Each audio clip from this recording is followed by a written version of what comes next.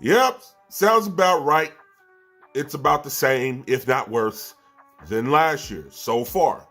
We don't know if this is a soft landing or if there's no recession or no recession.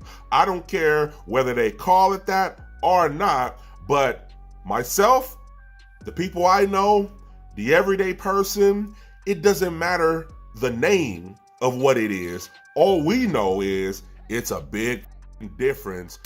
People are giving multiple full-time jobs a try. It's called overemployed, and it's not really what you think. It's not going to two separate offices for 40 hours a piece. It's a little bit more nuanced than that. Think of like two remote jobs, or maybe a remote gig plus a job at a restaurant or a store on the weekends.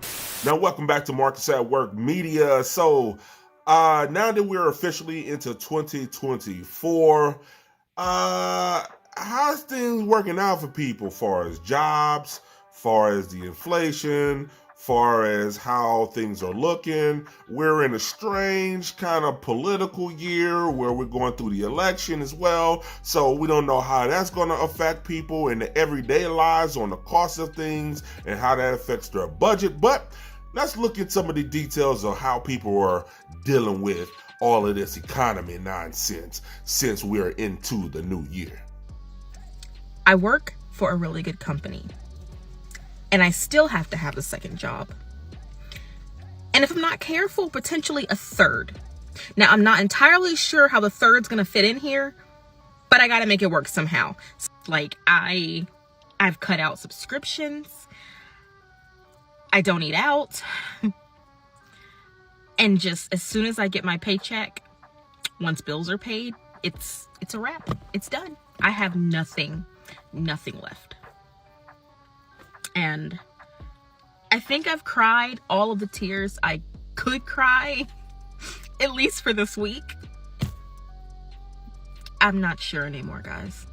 The new year is not starting off on a happy note for workers at some of the country's largest tech companies, with more layoffs just announced. This week alone, about a dozen major companies announced job cuts, including Amazon and Google's parent Alphabet. The two tech giants are reversing the hiring sprees they went on during the pandemic and cutting hundreds of jobs across multiple divisions. Ah, yes. What better way to enter into the new year than to get some new layoffs? Can't forget about the layoffs.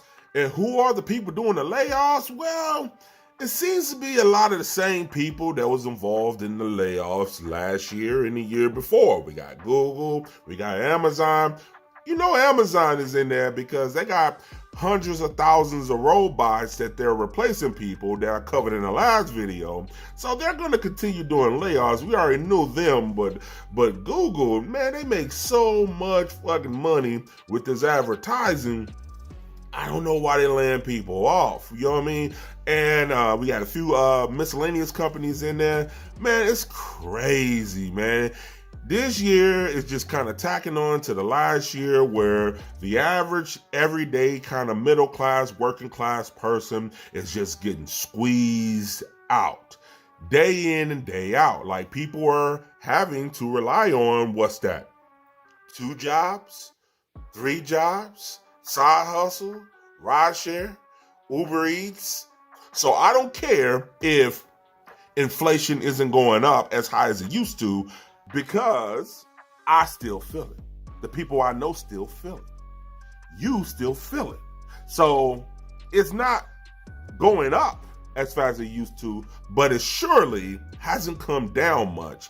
And we still got to deal with it, taking care of the responsibilities we got to take care of. So what is your thoughts on how all of this nonsense? Are we off to a good start in 24 with the economy and the jobs and all the things that's going on in everyday life? Doesn't feel that way to me, but put your thoughts below.